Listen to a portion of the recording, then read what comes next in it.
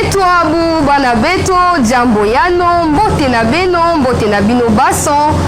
Bonjour et bienvenue, madame, messieurs, sur Chancela Tchala News. Cette fois-là, c'est bon.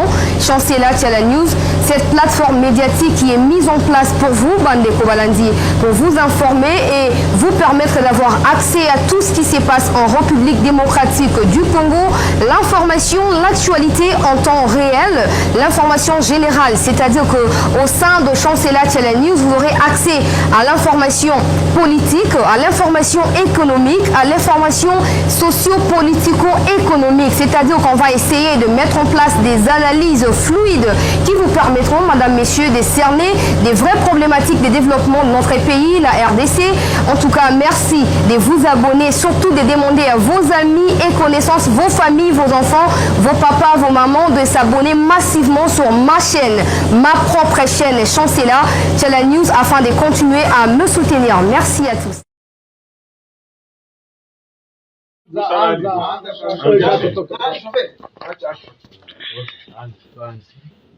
Sepe Gakuru vite dimisi wana ebwana komera tu yewe kuva kwawe igicanga byaratubabaje cyane kuko waduhaga pra nziza pe muri make ubwo wasubiye i Rubaya ibwiza hari abahungu bacu bariyo inyuma i Karongi turaguhuza nabo umunsi uriya wigira general ari Colonel Mugabo yanyuraho agiye Kinigi ukabasinyara bakavanaho ubucafu ingo tumanuke inzira ni autographe inzira zose tuzazigeraho ubuperisiwe tukajumwiyegereza ningirira ibyo wumva hatuweze kurudi nyuma mpaka dufate Masisitu ibikoresho biri kuza byinshi ugomba wowe kuba sepete imasisi ndakwakura nguhuze n'abanyatama naguhe amakuru yose turakwakura hatoya. Merci. Okay. Sema machache mu Kiswahili kama unasikia nini? Machache vile nimesikia ile message nasema banajiadresse kwangu. Banasema banahuzika sana kuona vile nimetoka Kichanga. Na kutoka yangu Kichanga nilikuwa nawapatia plan. Plan mzuri sana. Ndio. Inafuata ingine kusema après pale ke siku general umefika Rubaya. Ndio, merci. Yase hivi umefika Rubaya ni vizuri sana, utakuwa unatusaidia. Wanasema Karonge Bwiza kama watu utakuwa unawasaidia nini siku kuwapatia chini kidogo, ndio wanasema siku General Mugabo alimbaye alikuwa siku General ule mwana alijiita anajiita plutôt General na ni Colonel Mugabo anapita pale na anaenda Kinigi utusinyare na ingine usikuwe unajisogezea tusinyale tufanye nini tutoshe mbote na balali na biso partout dans le monde. Ba oya bonjour na pesi bino bonjour, ba oya bonsoir na pesi bino bonsoir. Ezo dépendre bisika bozali pe na ngonga oyo bozali kolandela biso. Losambo na ngai ezali pa ya Nzambe année ya 2023 ezala année oyo mutu nyonso ba prière na ekokisama. Année ya 2023 ezala année de solution ya mutu nyonso. Kolo Nzambe akozala toujours na biso ndenga bateli biso na 2022 eza pe ndenga kobatela biso na 2023. Na pesi mbote na ngai na ngandola baron na motema ya Petruza na États-Unis d'Amérique 3 fois ingeta na pesi mbote pe ndenge balobaka mama na ngai Béatrice Diaba na Montréal. Vaut mieux tard que jamais. Le 25 ezalaki anniversaire na yo. Allo lokola na rataki message na mona kité mais toza na décembre eza mwana yo Maman Béatrice Diaba na Montréal, joyeux anniversaire.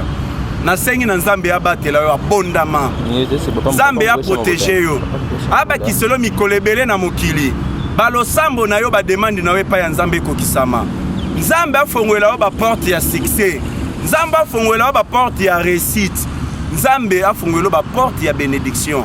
Une fois de plus, maman Béatrice Djaba na Montréal. Joyeux anniversaire, maman, joyeux anniversaire. Merci beaucoup. Tu continues l'actualité haute. Tu es dans mon mokolo ya lelo. Na minute eza na débat ya makasi ezali ko salema sur terrain. Maye oyo etali carte d'électeur. Bato ebele bazali koloba o no carte d'électeur noir et blanc. Bazali koloba qualité ya carte d'électeur oyo eza na qualité moko ya mabe par rapport ya oyo tozwaka ya liboso. Le problème en est carte d'électeur au Tozwaka ya liboso, il n'y avait pas le nipo à bandaki ko sala pe identification pour ba pesa biso oyo ba bengi carte ya ba citoyen. Wane zala kité. Maintenant sikoyo, on nip lokola zali wana bazali ko sala même opération na seni. Maintenant on nip sikoyo azana posa ba identité makambunyo sezo pesa mawana. Po bango ba pesa biso carte d'électeur eza uniquement ka pona ba élection. Après élection tokotika yango tozana ba carte de citoyenneté. C'est ça où bino besoin comprendre. À quoi sert bacha ba décoration, bacha ba photo en couleur na carte d'électeur tandis que yango ezaka pour na élection tokoboka yango. Puisque tokozala désormais na carte et sengeli tozala na yango, oyo tokotambola na yango. Eza lokola ba kopo ya usage unique. Ba tiango jamais ba beauté belé ba esthétique ebelé. Puisque après avoir utilisé yango place na yango ezala na foule. Mais tomoni na cardinal ambongo oyo lukaka toujours place ni ya kokota. À côté de débat, abanda ko reprocher à attaquer le régime en place. Il y a quelqu'un qui a mission qui s'enrôler. Mais mission c'était l'observation à l'ouka place ni na koki ko critiquer. Quand on a une carte d'électeur après enrôlement na ye. Alobi non. Carte na zo mona ngo eza lokola ka copie ya pamba. Ya ka lokola photocopie. Mais nazo se rappeler carte ya 2005 et ça là kitoko koleka oyo. Mais en 2005 identification va sala ki bisoté on n'y pas sala quitter. Tout la vérité na ba peuple va comprendre. Ndenge tomanda c'est la carte d'électeur comme carte d'identité na ba agence. Ici quand nous sommes Kendaka. Pour ba yeba ke yo za congolais na la carte d'électeur. Ezala ki soni. Normalement on doit avoir carte d'identité. Ceux qui totali na France, na Congo Brazza, Gabon ou ailleurs, bango ba ça la carte d'électeur juste ya papier sans photo. Carte d'électeur na bango za papier sans photo. Bande konabiso baza na France boyebi carte d'électeur ya ba français na ba française basaela ka ezaka ka carte kaka ya pamba sans photo mais kaka ba identité ba détail ba tout na c'est tout. Mais na Côte d'Ivoire bango basaela carte d'électeur noir et blanc. Ce qui est important ezali piste électronique pena numéro ezala kawana ndem tezana ba détail na yo mokimba toti kawana za ba débat terre à terre eza ba débat moko ya ba classe toti ka ba doko wana toko tane na oyo ezali important oyo ezali essentiel ezande ke élection esalema na ndenge sengeli élection esalema na ndenge sengeli esalema pe respect constitutionnel edo ezala respecter yango esalema na ba norme oyo sengeli yango nde mayesengeli toloba totika makamba ba carte d'électeur tolongwa na dossier wana toye epai ya ministre ya transport Chéribert Okende toye epai ya ministre du plan Christian Mwando et la vice-ministre de la santé bango wana basali nini ba démissionner na gouvernement Sama Lokonde démission na bango balobi non to démissionner pour to rejoindre président ya parti politique na biso ensemble pour le changement Moïse Katumbi totiki gouvernement ya Sama Lokonde mais ba ministre wana to mituna est-ce que ces ministres oyo ba démissionner ya Moïse Katumbi Mayeni comme bilan na bango évaluation na bango tant que ba ministre eloko ni basali ya malamu 0 sur 0. Chéribert Okende transport prié yeba na kate ba transco nyo se bimate ba trans academia misusu place kende yeba na te revane ba oyeza na palais du peuple ba garder yango c'est parce que bazala qui sont na confiance à Chéribert Okende te les ministres de l'ensemble de Moïse Katumbi mission na bango na kate ya union sacrée. C'était pas pour aider les chefs de l'État, c'était pas pour aider ou bien pour travailler pour l'intérêt du peuple congolais, mais c'était le sabotage et le blocage. Les missions na bango bazala ki na yango.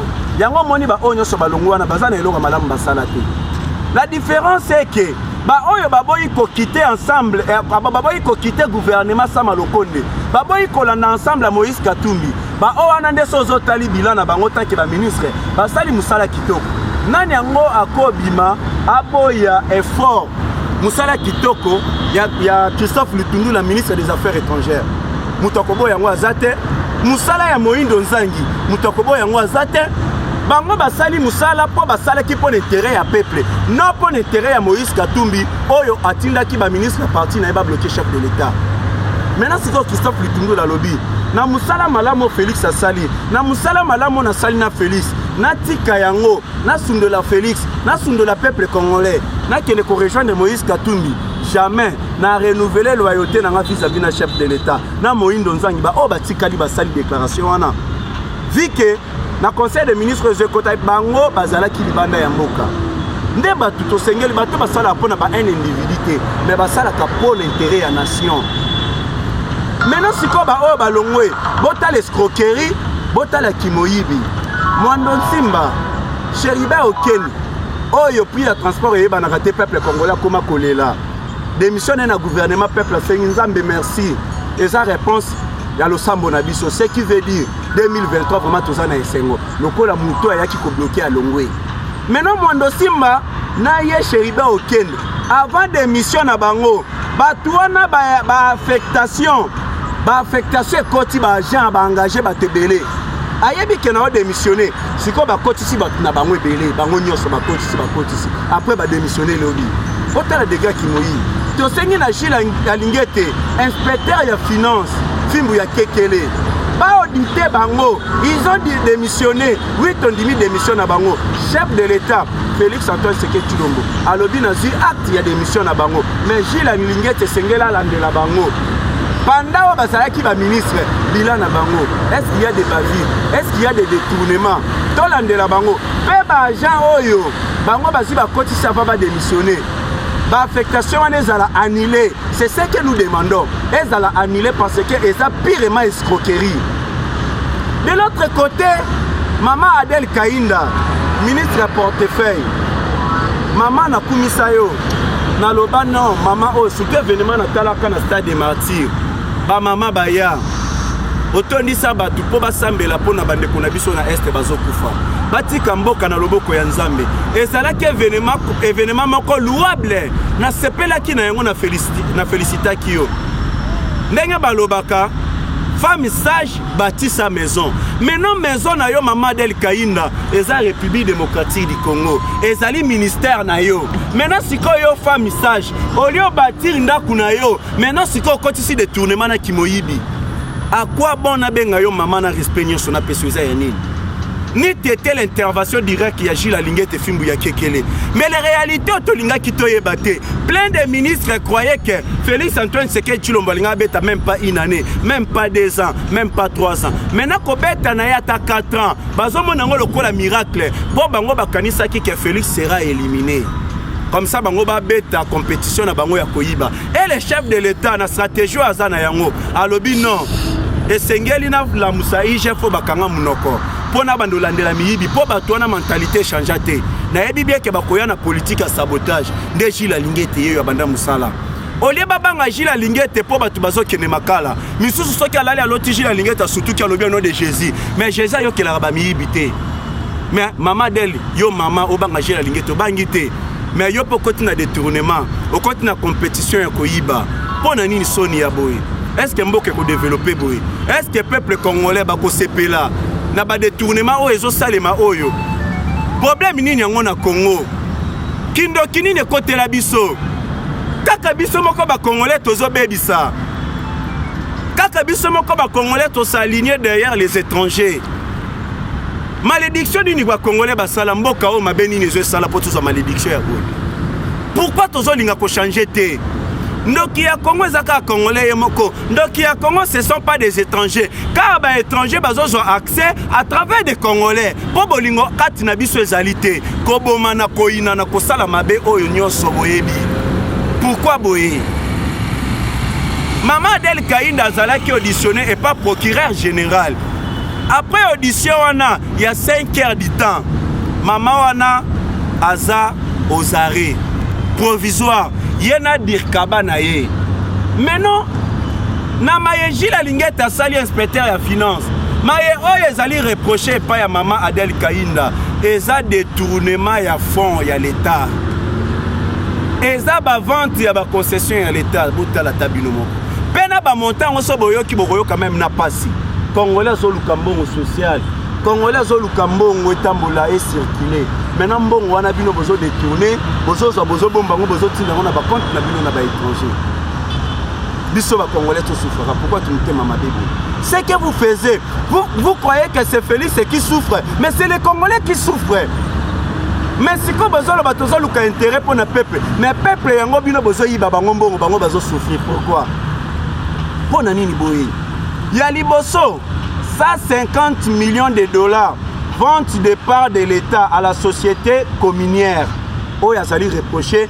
il y a 150 millions de dollars vente de part de l'État à la société communière Yami Balé vente du camp du MEX de la RVA Goma 10 millions de dollars. Yami Satou, détournement de 45 millions de dollars de la société AGEMI et 70 millions de dollars de la société IMD. Botala tabino moko. Siko eloko nino kolo. Siko tango boyiba kabongo, boza ba mama te, boza pena ba mibali na bino, boza pena bana. Siko leson nini bozo pesa na bana. Po ba benyango détournement na français na linga leza kimoyibi sikoyo bana bazotala ke bakangi mama po ayibi botala ndenge bozo baby sa même éducation ya bana na bino changement de mentalité tout tika ba pratique ya mabe ya boy parce que le Congo ne peut pas développer na makambu ya mabe ya boy de l'autre côté tomoni Moïse Katumbi moi je ne comprends pas Moïse Katumbi batuni maman na yo aza nani.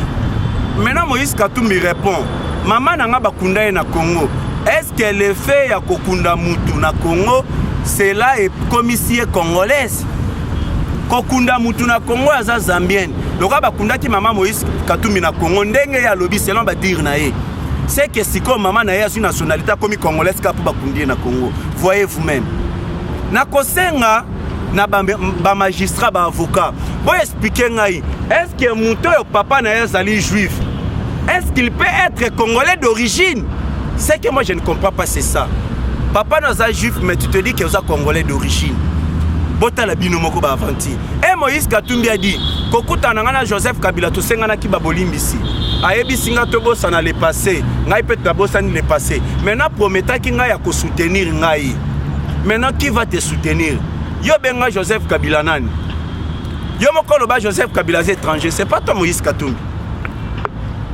Olive Lembe ya lobi non bila ya mobile na eza kitoko par rapport ya Félix siko tango loba bila ya mobile na eza kitoko puisque utolo bango lisu mikolo bila ya mobile na eza kitoko siko yo bila ya Félix eza mabe po Félix azo moma batute maboko neza na makilate bila ya Félix eza mabe ndenga longoli budget na 4 milliards comme ça on a 16 milliards wana eza ya mabe ya mobile na obila ya malamu nini ezali ya koboma ba société ya l'état ya koboma ba congolais maboko nena ba makila ya kokota infiltration na kati ya ba armée na ba institution ya l'état ndelo ko sali bila mobile na ezala malamu ya Félix eza mabe po bila ya Félix eza mabe sengeli Félix aboma azwa ba Rwanda kota ba na ba institution ya l'état ndeyo Olive Lembo beti maboko bila pa Félix eza malamu botala bato bazo sakana na biso ba congolais bazolo ba makambu on dirait biso tozala na Congo te on dirait ba congolais biso nyonso toyo yaka katango Félix a comme président maintenant tant mobile na zalaki na bokonzi comme si ba congolais bazala kité comme si toyebi maye o Joseph Kabila zo salate maintenant les mêmes batu bazo ya to biso ba congolais bisanza na biso tozongela yango na munoko et Moïse Katumbi botala degré ya eloko azalobi moi je ne sais pas leur raisonnement et surtout Moïse Katumbi il y a cause à la jamais donneur de leçons. Francis Kalomba cause à la jamais donneur de leçons. Phénomène Koulouna a été créé grâce à Francis Kalombo. Nous tapé ça ba jeune ba machette pour attaquer les combattants de l'IDPS. Pour quoi attaquer ba manifestants dans le régime Joseph Kabila. Tobo ça na histoire wana le ba komi ba donneur de leçons. Moïse Katumbi de son côté Azali Koloba. Si Félix Antoine Sekedi Chilombo avait bien gouverné, j'aurais pris ma retraite politique il y a longtemps. donc Moïse Katumbi alobi soki Félix Antoine Tshisekedi Tshilombo a gouverna ki malamu mbele ye Moïse Katumbi alingaka zo retraite politique na ebanda kala. Maintenant Moïse Katumbi il s'est dit yende muto azali solution yende muto azali sauveur du Congo. Maintenant tango azalaki gouverneur soki plus de 10 ans ou 8 ans na Katanga. Total la bilan na ye na Katanga. Asala nini? Atonga nini? Apa ba détournement. Ba vente ba concession ya l'État. Kobotela ba mapango ya bato ba biloko ya bato. Koboma nde bilan na ye tant que gouverneur na Katanga. Katanga ya pamba kokite mais République démocratique du Congo Mobimbande Moïse Katumbi se sent capable de diriger en malam. Car il y a une diplomatie, prononciation française est habité. Même on appelle la langue française, mais il y a français habité. Lingala est habité. Il y a des gens qui ont côté papa na côté maman. Maintenant, nous avons diplomatie zéro. Noël Tchani Tango Yoki a lobby. Ah, na lobaki de père et de mère. Le col là, ils ont pendant l'Assemblée nationale. Maintenant, il y a une proposition. Naza Kosenga. Débat, na bato bakozala ba candidat à la présidence de la République. Noël Tchanelo a lobby. Na sengi débat na moutonyo sa kozala candidat à la présidence de la République. Parmi les 4 points sélectionnés par Noël Tchani, point à liboso Noël Tchani a joué à lobby. Débat liboso tokosala sur politique et la diplomatie. Yami balé tokosala sur économique et social. Yami sa tokosala sur défense et sécurité. Et 4e tokosala sur vision de développement. Si comme il y a débat Moïse Nani Noël Tchani lobby asala na ba candidat o ba kozala na présidence. Moïse Katumbi azana ba critères et lokoma côté na wana. Mais Noël Tchani lobby ça se retrouve na kacha Félix Antoine Tshisekedi Tshilombo. Et nous les Congolais nous disons notre candidat unique c'est Félix Antoine Tshisekedi Tshilombo ou rien. Peut-être que c'est une véritable majorité à Zanango pour ça. Maintenant na loba na ba Congolais tovanda totika haine totika kimutema mabe beba oya bandoki totika kindoki tocha bonzambe to bangana nzambe to mituna. Pourquoi batu nyonso wana Félix aza danger pour na bango? Pourquoi batu nyonso wana poka ka basala Félix alongo na voie normale bango balingi voie normale te mais bazolinga ka babomaye? Pourquoi PPRD ensemble na Paul Kagame oyo azali koboma ba Congolais na Est pona ka ba matière na biso bangona ba opposant nyonso bazoluka ka Félix akufa? Pourquoi? To mituna ka question wana eloko nini ya mabe o bango bazomona na Félix biso ba Congolais to mona ngote? Et ça parce que Félix aboyi komiko ba kimoyibi, Félix aboyi détournement, Félix aboyi infiltration, Félix aboyi ba matière na biso vanda kana Rwanda mais biso mo Congolais to bénéficier na yango. Félix azongi sur la République démocratique du Congo sur la scène internationale. Félix alongoli embargo et comme notification. Toko somba ba arme ndenge tolingi. Félix azali ko construire banzela. Hôpital général ya Mama Emo. Plus de 50 ans siko Félix azali ko construire. Baso des moutons. Maïnia so Félix azali augmentation ya budget. Amélioration ya salaire ya ba agent ya police. Ya armée. Ya ba enseignant. Ba agent yo ya l'État. Ba professeur ba université ba uta ko zami tuka. Mayo bango bazomona ya mabe pa Félix nde yango wana. Siko biso moko to mituna. Ndenge Félix a komi ko fêter na basi ba militaire bango bazomona ngo mabe. Félix a sala intervention. Na érosion et celle qui na route nationale. A trouvé les bango solution wana za ya mabe. Félix a kena mbanda ka ko trouver les ba tout solution kuna wana za ya mabe. To mituna kabiso moko ya mo ba question. Nini ya mabe bango bazomona na Félix? Pour attirer peuple congolais au centre de tout. Les Congolais a soit liberté d'expression. Aleka moni mutu boya ibi ou bien mutu azo sala mabe a dénoncer ça pour taba kangae, ça pour taba bomae. Ndelo ko ya mabe Félix asali et bonga kaza la dictateur. Ba opposant wana bandimi ko sangana na Paul Kagame, ko sangana na ba M23, na ba rebelle, kaka po ba boma Félix. Ce qui réellement bango bazala ki ba Congolais.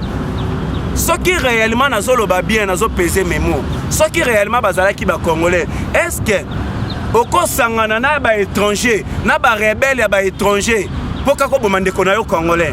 Comprenez-vous même que tant bazo sangana na ba étranger wana, poka ba luka ba boma Félix, c'est parce que ba yebi ke bango pe baza ba étranger, Félix ndaza Congolais. Et ça message est facile à comprendre peuple congolais. 4 espions o bakanga kiana ya ba Rwandais wana. Toko tasiko po lelo na sa suna piste de détails na yango. ngana le kakana lobaka beaucoup de gens ne savent pas on a lobara ezana batumsu ba critica ngai ba lobara na belela kango ki Paul Kagame avait envoyé des garçons na mwasi moko bazala qui ne correspondait Félix Antoine Tshisekedi Tshilombo si mami kolobozi ba yoki o bakangi un cadre du PPRD na ba mindu qui na pem na 4 sans titre ni qualité ona lobona lobate pe boye komona bakangi 4 espions oyo babandaki ko espionner tout mouvement ya Félix Antoine Tshisekedi Tshilombo côté ni aéroport international ya Njili vedi bazalaki na banani ba nitraette donc vedi chef de l'état na ba voyage à sala kawana soka kei peut-être na Njili bango bazalaki na facilité ya ko beta arme na avion explosé des missions bayaki sikoyo basala stratégie tactique oyo ba utilisaki pa ya Juvenal Abiyarimana oh Paul Kagame beta ki pona baboma e Paul lelo ya comme président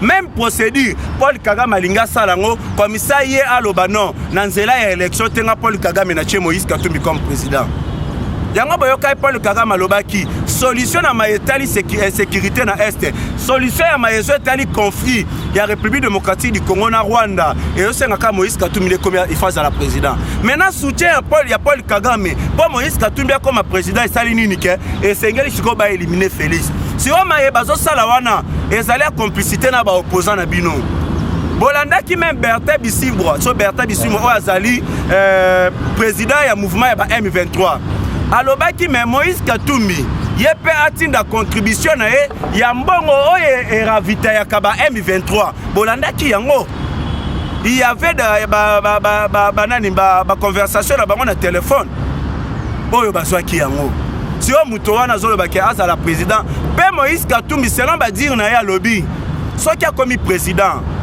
ba voisin ba pays voisin na biso nyonso ba respecter biso soki a commis président a conformer armée na biso réforme armée dans 6 mois. Si Kotomituna, est-ce que au coquille conformer armée dans 6 mois, ce qui est carrément impossible. Est-ce que au coquille kolongo la ba mouchard na banana sa aner dans 6 mois. Pour na ko sécuriser mboka dans 6 mois. Kimia pe ba voisin na biso batika biso na kimia. C'est parce que Moïse Katumbi a cause de demande ya ba M23 et kokota en vigueur. Veut dire Rwanda to vandi calme ba minéraux kendaka mais ba Rwanda ba continue ba institution. Uganda Yoweri Museveni pour pas bimaki alobaki nini ke to négocier na ba M23 pour les groupes terroristes ya ba congolais. Yepa lobby soki bolingi penga pena négocier na ba ADF o ebolobaka pe ke za groupe terroriste ya ba Ugandais. Maintenant Museveni, il n'y a pas aussi une négociation. Vous ne comprenez pas que les M23 babundaka pour l'intérêt à Rwanda na Uganda, c'est clair. Les M23 babundaka pour l'intérêt à opposant à Moïse Katumbi. Moïse Katumbi qui est contre l'état de siège. Martin Fayulu contre l'état de siège. Dr Denis Mukwege contre l'état de siège. Même Bamatata Ponyo, bato basali bloc na bango wana ba mibengi ba opposant, bangi ba koma ba président. Mais bazali contre et loko ezali ko boma ko sisa ba rebelle, ezali ko protéger ba congolais, ezali ko bloquer ba miyibi wana nyosa ba minéraux na biso. Baza contre yango. Vous n'arrivez toujours pas à comprendre. Maintenant na 4 espions wana tozonga. Bango bayaki na mission d'infiltration puisque ce sont des Rwandais. Ce sont des Rwandais. Bayaki na mission d'infiltration pour la tentative de renversement du pouvoir. Oyezali de jouer grâce à nos services de sécurité. Tentative de renversement du pouvoir. Et ça pour l'intérêt banane. Kasi ya batwana ba opposant Moïse Katumbi mingi ça pour l'intérêt naï. Parce que ba parents na bango c'est seulement pour le Kagame. Pas l'intérêt na bango. Maintenant sikoyo l'un d'entre eux azali soldat actif de l'armée rwandaise. Na ba Rwandais wana 4 bakangi moko na bango aza soldat actif ya armée nini rwandaise. Siko bato wana basu bakangi o balinga babeta coup d'état wana. Maintenant Paul Kagame azali ko réclamer bango ote bato wana basala nini bazongisa bango na Rwanda. Oye eza bato na ye. Siko bayaki ni kosala na Congo bayaki ni kosala na Congo. Bayaki ko espionner chef de l'état ni. Bayaki ko luka ko renverser pouvoir pourquoi? Normalement, il faut pas tenir na Rwanda te. À quoi pouvoir na biso ezali ko concerner Rwanda? Ce sont des questions to mituna rabiso moko. Bango nyonso siko botala, ba travailler ka bango moko te, ba travailler kana ba congolais. Ces Rwandais utilisent toujours les Congolais. Ndenge ba lobaka. Infiltration pour ezala na mboka te. Et ou bien infiltration pour ezala. bako travailler toujours na batu ya mboka wana.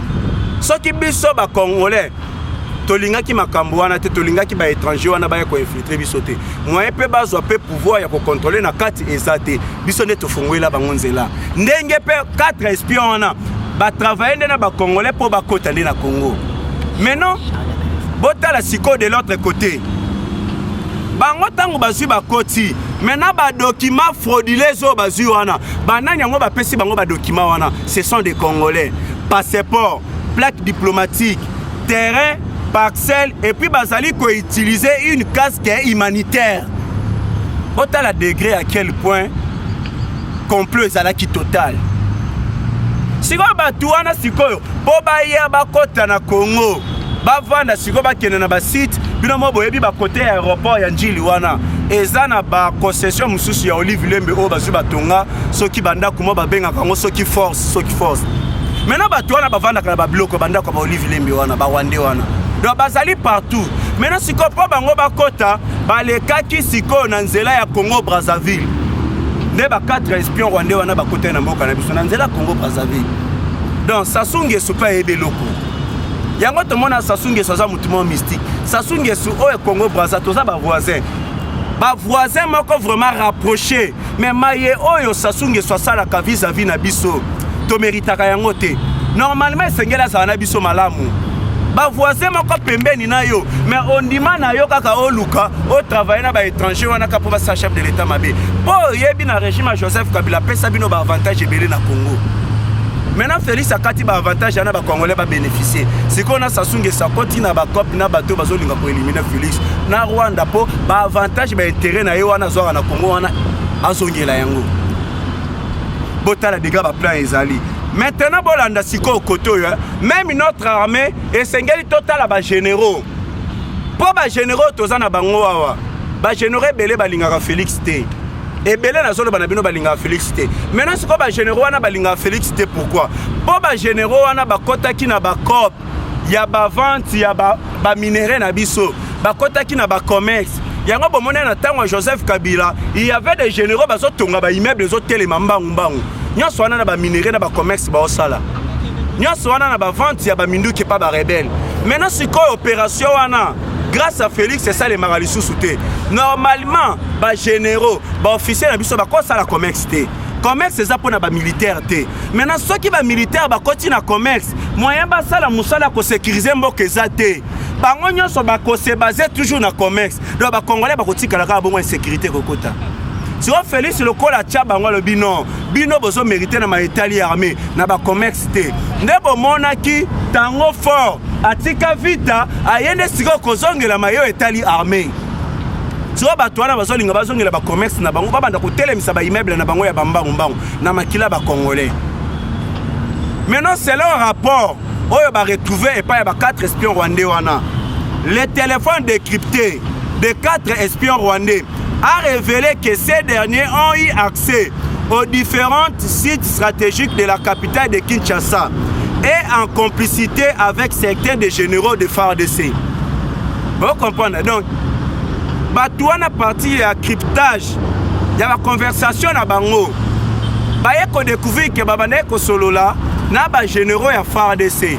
Ne ba permettre ki Bango bazwa ba accès na ba point mususu na ba makambu mususu.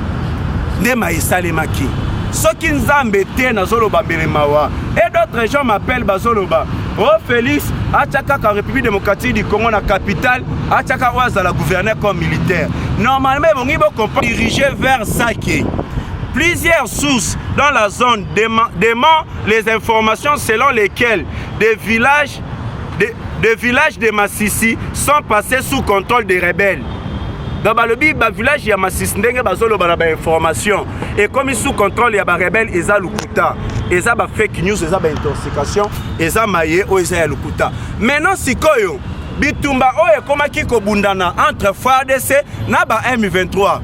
Normalement, Tolinga qui n'est pas mon que ce sont les M23 qui combattent les FARDC. Mais tout le monde, ce sont des militaires rwandais. Nous avons tous sous la preuve grâce à des drones nabiso et détecter mon colonel rwandais, des militaires rwandais. na ba équipement na bango ya Rwanda, ba équipement militaire à Rwanda, baza kobunda contre les FARDC. C'était pas les M23 mais c'était les militaires rwandais. C'est ça encore des preuves totales à Paul Kagame soki akowangana.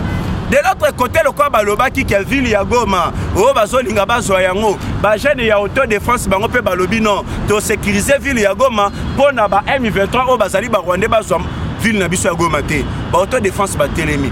Na minute yo Sukhoi 25, ba avion de chasse et m'attaque à partir il y a 10h45 et comme il sillonné Goma Mobimba. Côté Paul Kagame aleli alobi ya liboso yaki na Rwanda ezalaki provocation. Alors oye bandi kotambola to senga yango et ya na territoire na bisoté. Paul Kagame bandi kolela ye moko. Maintenant armée kenyan oye za na cadre ya force à EAC force régionale. Bango sikoyo ba multiplier ba patrouille. Baza kotambola partout ba renforcer ba agent na bango pour na kotala sikoyo na moment ya ba fête oyo parce que ba surprise yaka. Au moment où batu bazo fêter, au moment où batu bazo lia bazo bina, au moment où batu wana pe bakoya na plan ya mabe. Donc moni patrouille ya makasi zo bandi na armée kenyan. Maintenant pour sécuriser encore nazo chité kotoyo, l'armée du Sud soudanaise, du plus jeune État au monde, va opérer sa toute première mission à l'étranger en République démocratique du Congo, dans le cadre de la force des États d'Afrique de l'Est. 750 soldats prêts à être déployés dans le nord-est de la République démocratique du Congo. Bango pe bazoya toujours pour nous aider FARDC. Ndenge pe tobela ki tolba na chef de l'État. Opération ya zone tampon tolingi en côté. Mais le président de la République c'est un diplomate. Le chef de l'État c'est un observateur. Oya yebi ke na kosa la boye pour na ko déjouer ba plan ya mabe. Yango siko chef de l'État che bango mulunge. To banga to pesa ye confiance. Nazo senga na bino bolimbisi. Ba critique mususu ya muke et ça parce que Félix a une majorité parlementaire. Mais tokenda ki na ba coalition. Mais asali ya minene koleka ya 18 ans. Siko biso toko senga po ba raison mususu ya te. To PC deuxième mandat. To PC majorité écrasante. Total siko premier ministre na yemoko, gouvernement na yemoko. Maye oya kosala total so batu ba ko combattre ye. To PC deuxième mandat. Topé ça chance. Soit te perdre Félix, pour te jouer sous Congolais de père et de mère. Oh, il y a un bolingolo quoi Félix. Et que c'est un abisso après plus de 50 ans. Alors, tu soutenir rien. Tu soutenir Mboka Nabiso. Tu soutenir Armée Nabiso. Pétos à la bolingo entre nous les Congolais de père et de mère. To lingana, to teleme la division, to teleme la tribalisme. Pétos à la peine à Sima. Il y a un ministre près de la présidence de la République. Maman Nana Manouanina. Maman Nana Manouanina Kumba. Maman Nazana ebele ya kolobate na souhaité ka ba meilleure vie. Maye oyo zali kosala na mboka na biso Congo. Bolingo oyo zali kolakisa na chef de l'État. Bolingo oyo zali kolakisa na ba Congolais. Ata biso bato mokili to futi yote. Kolonzamba ko futa opo na bolingo za na ngopo na mboka na yo. Merci beaucoup. Numéro na nga plus 243 89 60 77 556 plus 243 89 60 77 556. Tomonani à la prochaine.